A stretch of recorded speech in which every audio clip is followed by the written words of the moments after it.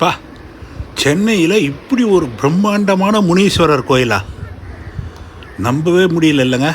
ஆச்சரியமாக இருக்குல்ல. ஆமாம், கிராமப்புற பகுதிகளோட அந்த மக்களோட நம்பிக்கை பெற்ற காவல் தெய்வம் முனீஸ்வரன் சென்னையில் இவ்வளோ பிரம்மாண்டமான கோயிலா? வாங்க பார்க்கலாம்.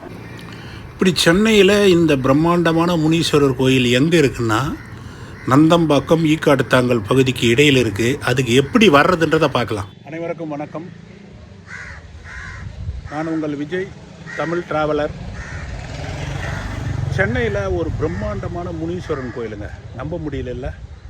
அங்கே தான் இருக்கோம். ஒரு மிக பிரம்மாண்டமான முனீஸ்வரர் கோயில் சென்னையினுடைய பரபரப்பான நந்தம்பாக்கம் பகுதியில் இருக்குது. அங்கே தான் இருக்கோம். அந்த கோயிலுக்கு ஃபஸ்ட்டு எப்படி வர்றது, அதுக்கான வழி எப்படி வர்றது, அதை பார்த்துட்டு அப்படியே இந்த வீடியோவை தொடரலாம். வாங்க வீடியோக்குள்ளே போகலாம். இந்த கோயிலுக்கு பார்த்தீங்கன்னா நீங்கள் கத்திப்பாறை வளர்ந்து வரலாம். நான் இருக்கிற பகுதியிலிருந்து எனக்கு போரூர், டிஎல்எஃப், நந்தம்பாக்கம் பகுதிகள் வழியாக தான் எனக்கு ரொம்ப ஈஸி வர்றது. இப்போ அந்த டிஎல்எஃப் ஜங்ஷனில் இருக்குங்க. போரூர்லேருந்து இந்த கத்திப்பாறை அந்த டைரக்ஷனில் நாம் மவுண்ட் பூர்ணமலை ரோட்டில் தான் பயணம் பண்ணுறோம். அப்படியே பயணம் பண்ணி நந்தம்பாக்கம் போனோம். அங்கேருந்து நான் சொல்கிறேன். இப்போ பார்த்தீங்கன்னா இந்த மவுண்ட் பூர்ணமல்லி ரோட்டில் பார்த்தீங்கன்னா இந்த டிஎல்எஃப், அதுக்கடுத்து வர அந்த எல்என்டி இதெல்லாம் கடந்து இப்போ வரப்போகிற இடம் பார்த்திங்கன்னா ராமாபுரம் சிக்னல். அந்த சிக்னலும் வந்துட்டோம். ராமாபுரம் சிக்னலில் இருந்தும் நேராக நந்தம்பாக்கம் அந்த ட்ரேட் சென்டரை தாண்டி அந்த ஜங்ஷனில் புகாரி ஹோட்டல் இருக்கும். அந்த இடத்துல இருந்து தாங்க பிரிஞ்சு போவோம். வாங்க பார்க்கலாம். பார்த்திங்கன்னா நம்ம இப்போ நந்தம்பாக்கம் இந்த அடையார் ஆனந்த பவன், அதுக்கு அந்த பக்கம் பார்த்திங்கன்னா புகாரி இருக்கும். இந்த இடத்துல பார்த்திங்கன்னா இந்த மெட்ரோ பணிகளுக்காக இந்த இடத்துல இருந்து ஸ்ட்ரெயிட்டாக அதுக்கு முன்னே ரோடு, இதுதான் ரோடு. ஆனால் இப்போ இடது பக்கம் திரும்பி போகிற மாதிரி இருக்கும். இப்போ நமக்கு எதிர்க்க பார்த்திங்கன்னா புகாரி ஹோட்டல் இருக்கா. இந்த இடத்துல இடது பக்கம் திரும்பி இந்த ஒலிம்பியா டெக் பார்க் வழியாக தான் பேருந்துகள், கனரக வாகனங்கள்லாம் போகிற மாதிரி இருக்கும், காரு எல்லாமே. அந்த புகாரி ஹோட்டலாண்ட இடது பக்கம் திரும்பின உடனே திரும்பவும் இடது பக்கங்க ஒரு இராணுவ சாலை இருக்கும். பிஇஎல் சாலைன்னு இருக்கும்.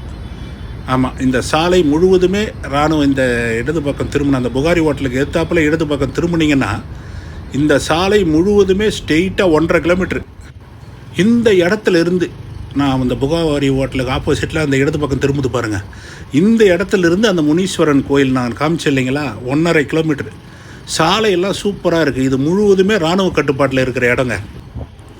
இந்த சாலைகள்லாம் பார்த்திங்கன்னா நல்லா மெயின்டைன் பண்ணியிருக்காங்க. ஆர்மி தான். இந்த இடத்துல ஒரு army hospital, army school, Bharat heavy electricals எல்லாமே இருக்குங்க இந்த இடத்துல. அப்படியே இந்த சாலை அப்படியே 2 பக்கமும் மரம். இந்த இடமே பார்த்திங்கன்னா உங்களுக்கு சென்னைன்ற மாதிரியே ஒரு ஞாபகம் வராதுங்க. ஏதோ ஒரு தமிழகத்தினுடைய தென் பகுதியில் ஒரு கிராம பகுதியில் பயணிக்கிற மாதிரி ஒரு உணர்வு இருக்கும். அப்படியே இந்த இராணுவ பகுதிக்கு டெட் எண்டில் பார்த்திங்கன்னா ஒரு குடியிருப்பு பகுதி ஸ்டார்ட் ஆகுங்க. இந்த இடம் வந்து பர்மா நகர், பர்மா காலனின்றாங்க. அப்படியே இதில் கொஞ்சம் தூரம் போனோம்னா கோயில் வந்துடும். இந்த வழியாக தான் வந்தோம். நம்ம கோயிலை அடைஞ்சிட்டோங்க. அந்த பக்கம் பார்த்திங்கன்னா இராணுவ பகுதி, மதில் சுவர். இந்த பக்கம் பார்த்திங்கன்னா கோயிலுங்க. ஆமாம், சென்னையில் பிரம்மாண்டமான முனீஸ்வரன் கோயிலுங்க. நமக்கெல்லாம் தெரிஞ்சது சென்னை சென்ட்ரலுக்கு எதிர்க்கு இருக்கிற பாடிகார்டு முனீஸ்வரர். வாங்க அப்படியே உள்ளார போவோம். வழக்கம் போல் ஆலயத்தினுடைய நுழைவு பகுதியிலே விநாயகர் இருக்கார். இந்த பக்கம் நவகிரக சன்னதி இருக்குது. அப்படியே ஆப்போசிட்டில் ஒரு அன்னதான மண்டபம், அதுக்கு வெளியில் அன்னபூரணி சின்ன கோயில் இருக்குது. இதுதான் என்ட்ரன்ஸு. அப்படியே உள்ளே போகலாம். உள்ளே வந்த உடனே எவ்வளோ பிரம்மாண்டமான ஒரு 40 அடிக்கு மேலேங்க இந்த முனீஸ்வரர் சிலை. அதுக்கு எதிர்க்க அவருடைய வாகனம் குதிரை. ஆமாம், நமக்கு எல்லாம் தெரிஞ்சது பாடிகார்டு முனீஸ்வரர் கோயில். அதுதான் பழமையான முனீஸ்வரன் கோயில். ஆனால் அந்த இடம் பார்த்திங்கன்னா ரொம்ப நெருக்கடியான இடங்க. இவ்வளோ விசாலமான இடத்த பார்க்கவே முடியாது. இந்த ஆலயத்தோட என்ட்ரன்ஸ் பகுதியிலேயே டைமிங் வச்சுருக்காங்கங்க. திங்கள், புதன், வியாழன், சனிலெல்லாம் பார்த்திங்கன்னா காலை 6 மணி, 10 மணி, 5 மணி, 8 மணி, அது மாதிரி. செவ்வாய், வெள்ளி, ஞாயிறு அந்த டைமுங்கெல்லாம் ரொம்ப பிஸியாக இருக்கும். இவ்வளோ மிகப்பெரிய ஒரு பிரம்மாண்டமான முனீஸ்வரர் சிலை. அதுக்கு பக்கத்தில் கருப்பசாமி சிலை. முனீஸ்வரருக்கு எதிர்க்க அவரோட வாகனம் குதிரை. நிறைய மரங்க, நிறைய இடம். பறந்து விரிந்த ஒரு இடத்துல இவ்வளோ பெரிய ஒரு முனீஸ்வரர். அதுக்கு பின்னாடி இருக்கிற மெயின் ஆலயம் பார்த்திங்கன்னா அங்காள பரமேஸ்வரி கோயில். இந்த அங்காள பரமேஸ்வரி கோயில் கோபுரத்தில் பாருங்களேன், நிறைய சிலைகள். இந்த ஒரு இடத்துல வந்து முருகர் தேவியானை திருமண மண்டபம், எல்லா விதமான சாமியும் இருக்குங்க. அங்காள பரமேஸ்வரி இருக்குது. அந்த ஆலயத்துக்கு பின்பகுதியில் முருகர் சன்னதி, ஒரு அம்மன் சன்னதி இருக்குது. வெளியில் பார்த்திங்கன்னா பிரம்மாண்டமான முனீஸ்வரர். இந்த அங்காள பரமேஸ்வரி ஆலயத்துக்கு வந்து கோபுரம் எல்லாமே ஒரு ஆலய டைப்பில் இருக்குது.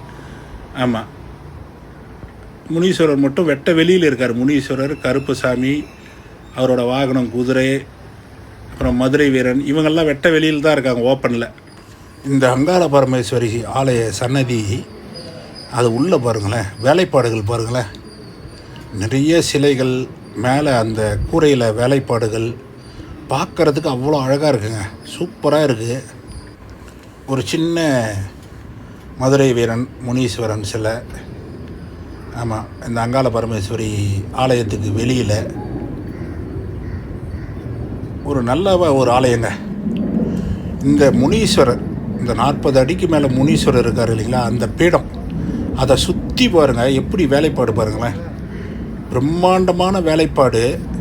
இதில் பாருங்கள், ஒரு யானையும் ஒரு மாடும், ஒரு பசு மாடும் மோதிர மாதிரி இருக்குது. ஆனால் பசு மாட்டுக்கான முகம் தெரியலை, யானையோட முகம்தான் தெரியுது. இப்படி பல பிரம்மாண்டமாக இந்த பீடத்தை சுற்றி வேலைப்பாடுகள் இருக்குது.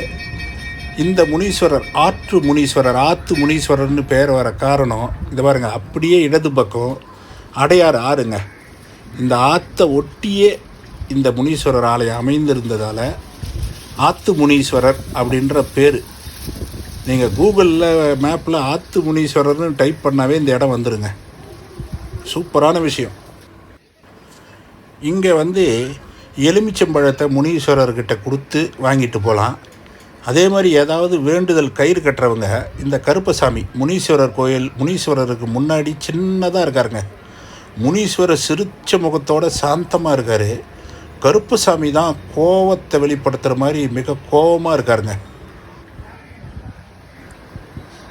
அவ்வளோதாங்க இந்த ஆற்று முனீஸ்வரர். நீங்கள் ஈக்காடு தாங்கல் வழியாகவும் வரலாம், நந்தம்பாக்கம் வழியாகவும் வரலாம். என்னை கேட்டால் நந்தம்பாக்கம் வழியாக வர்றது மிக மிக சுலபம். பிரம்மாண்டமான 40 அடிக்கு மேலே இருக்கிற ஒரு முனீஸ்வரர், கருப்பசாமி, இந்த மாதிரி காவல் தெய்வங்கள், கிராமத்து தெய்வங்கள், நாட்டார் தெய்வங்கள், குல தெய்வங்களை சென்னை நகரனுடைய பரபரப்பான நந்தம்பாக்கம் பகுதிக்கு பக்கத்திலேயே இருக்கிறது ஒரு மிகப்பெரிய வரப்பிரசாதங்க. அப்படியே இந்த முனீஸ்வரர் கோயிலேருந்து வந்தோம்னா நமக்கு நேராக நந்தம்பாக்கம் புகாரி ஹோட்டலு. இந்த இடத்துல பார்த்திங்கன்னா ராமர் கோயில் தெருவுன்னு ஒரு போர்டு இருக்குங்க. இப்படி ஸ்ட்ரெயிட்டாக பார்த்திங்கன்னா முனீஸ்வரர் கோயில். இந்த இடத்துல ராமர் கோயில் தெருன்னு ஒரு போர்டு இருக்கும். அதுக்குள்ளே போனீங்கன்னா சூப்பரான கோதண்டராமர் சன்னதி இருக்குது. சூப்பரான ஒரு கோதண்டராமர் சன்னதிங்க. இது வந்து பார்த்திங்கன்னா அந்த நந்தம்பாக்கம் ட்ரேட் சென்டருக்கு எதிர்க்கு ஒரு 100 மீட்டர் உள்ள, 100 இல்லை 50 மீட்டர் உள்ளே வந்தீங்கன்னாவே இருக்குங்க. நான் வர நேரம் கோயில் கதவெல்லாம் அடைக்கிறாங்க கரெக்டாக 12 மணி. நீங்கள் எப்போயாவது வந்தீங்கன்னா காலையில் சீக்கிரமாக வந்து முனீஸ்வரரையும் வணங்கிட்டு இந்த கோதண்டராமரையும் வணங்குங்க. மிக பழமையான பிரம்மாண்டமான கோயில். அந்த வாய்ப்பு எனக்கு கிடைக்கல, உங்கள் எல்லாருக்கும் கிடைக்கட்டும். அவ்வளோதாங்க இந்த ஆற்று முனீஸ்வரர் கோயில். சென்னை நகரத்துக்குள்ளே பரபரப்பான இந்த நந்தம்பாக்கம் பகுதியில் இருக்கிற இந்த ஆற்று முனீஸ்வரர் கோயில். அந்த வீடியோ பார்த்துருப்பீங்க, உங்கள் எல்லாருக்கும் பிடிச்சிருக்குன்னு நான் நம்புகிறேன். மறக்காமல் லைக் பண்ணுங்கள், ஷேர் பண்ணுங்கள், சேனலை சப்ஸ்கிரைப் பண்ணுங்கள். இந்த மாதிரி வீடியோலாம் உங்களுக்கு நிறைய வரும். நன்றி, வணக்கம்.